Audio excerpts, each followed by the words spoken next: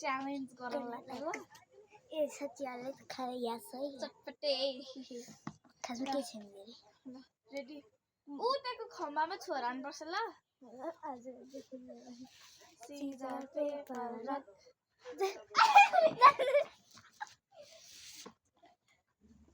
हिजो त खाने पासेन ऐसा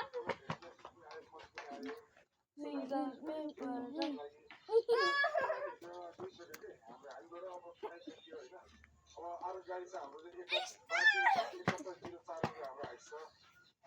सिजर पेपर रक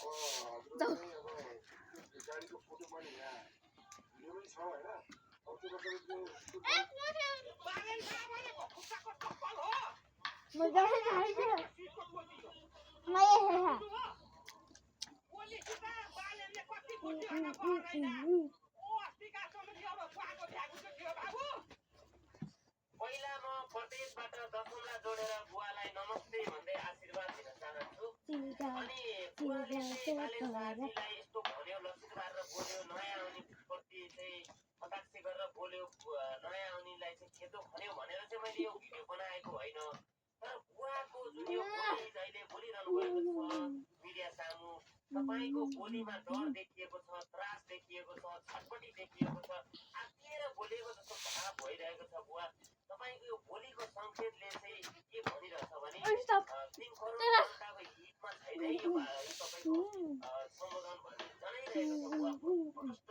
त्यही भएर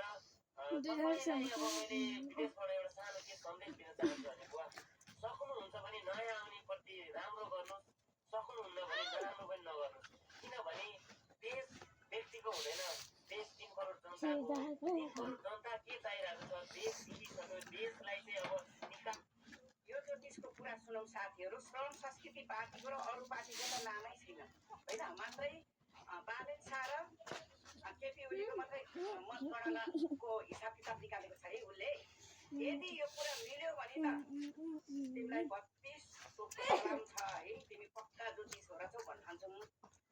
यदि मिलेन भनेदेखि यो ज्योतिषलाई के खुवाउँदाखेरि ठिक हुन्छ भन्नुहोस् है साथी अध्ययन पश्चात एउटा ढापा 5 को चुनाव परिणाम कस्तो हुन्छ भनेर सोध्दै हुनुहुन्छ आज मैले गहन अध्ययन पश्चात एउटा निष्कर्ष निकालेको छु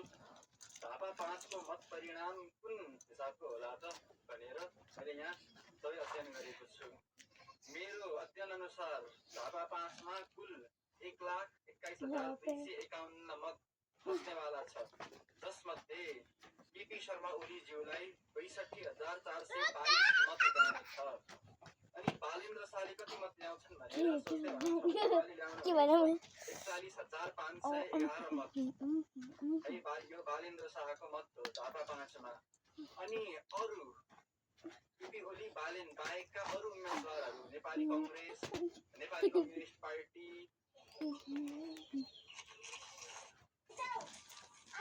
मम्मीले हेर पाखालाई सुनेर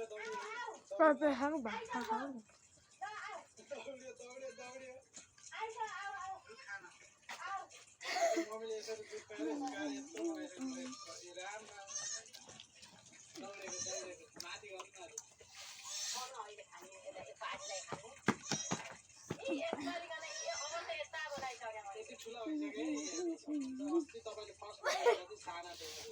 छोरी चाहिँ बिरान भइरहेको छ अनि मैले खाना खुवाउँछु भनेको खाना नखाने रे बाबाले खुवाउँदा चाहिँ खाइरहेको छ मैले खुवाउँदा चाहिँ अनि खाना खाने त छोरीले मिठो छ छोरी अनि मैले खुवाउँदा त खानै मानेन त अघि लम्पसार सुतिरहेको तपाईँले खाएर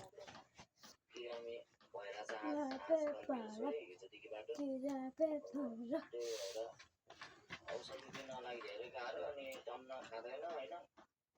मम्मी चाहिँ गर्दा पनि खाँदैन त्यही भएर बाबाले खुवाउनु पर्छ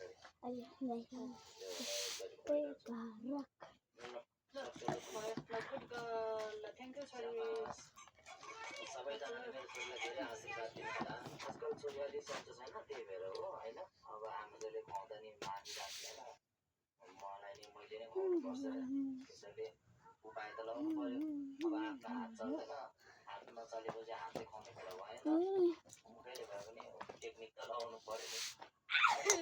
नमस्कार आमा बुवा दाजुभाइ तथा दिदी बहिनीहरू सबैजनालाई स्वागत गर्न चाहन्छु। आज भोट लगाएर नङमा कालो देखाएर कालो दलेर आउनुभयो होइन त। अब धेरै जस्तो नेताहरूले पहिला पनि त्यसै गर्दै नङमा कालो देखाएर पछि नेताले बिचको अङ्गला देखाइदिन्थ्यो। यो कुरा तपाईँलाई थाहा छ कि छैन? अब तपाईँले यसरी कसलाई भोट हाल्नु भएको छ, कसरी भोट हाल्नु भएको छ त्यो त हामीलाई थाहा छैन। भोलि गणना भइसकेपछि उम्मेदवारहरू कसले जित्छ, कसले हाल्छ त्यो थाहा भएपछि मात्रै थाहा हुन्छ तपाईँले भोट कसलाई हाल्नु भयो भन्ने कुरा। अहिले त कन्फिडेन्सको साथ हामी भन्न सक्दैनौँ, तर के उम्मेदवारहरूले चाहिँ कन्फिडेन्सका साथ भनेका छन् कि म पक्कै पनि जित्छु भनेर। त्यस्तो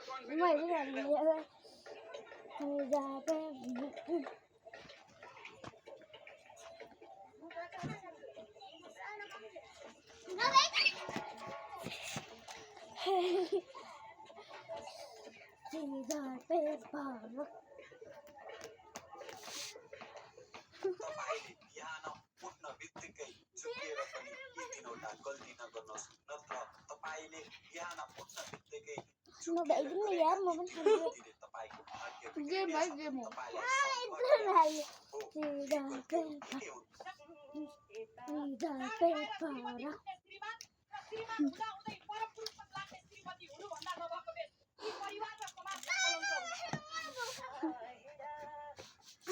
नमस्कार साथीहरू। जेनजी आन्दोलन पछाडि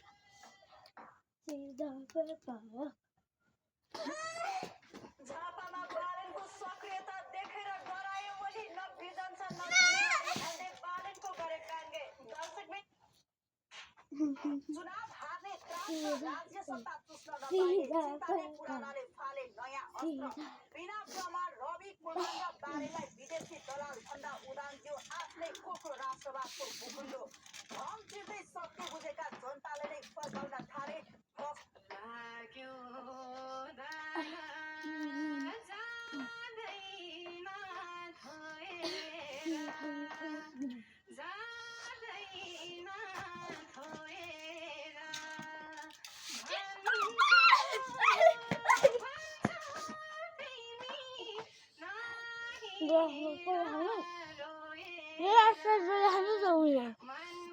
पनिस पनि छ है 10 चोटि उठोस गर्ने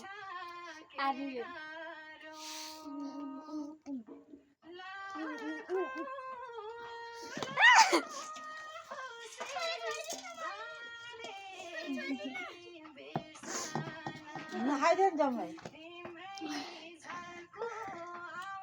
Bye guys.